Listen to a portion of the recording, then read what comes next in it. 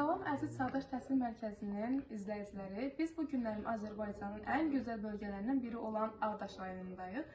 Biz Ağdaş rayonunun həm gözəl müəllimlərini, repetitor müəllimlərini, təqaüdlü müəllimlərini çəkdik. Ən əsas isə qabaqcıl şagirdləri çəkirik. Və biz bu günlərim Ağdaş rayonunun şagirdi, buyur özünü təqdim elə. Rəşdə Uğur. Müzəffər oğlunu tanıdıq.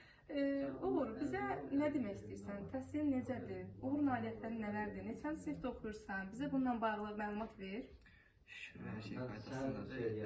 Özüm boksla məşğulam. Boksla məşğulsan? 8-ci sinifdə oxuyursan, bəli. Təhsilində kimlərə, yəni üzərində əziyyət olan müəllimlər kimlərdir? Buradan yəni ürək sözlərini demək istəyirsənmi?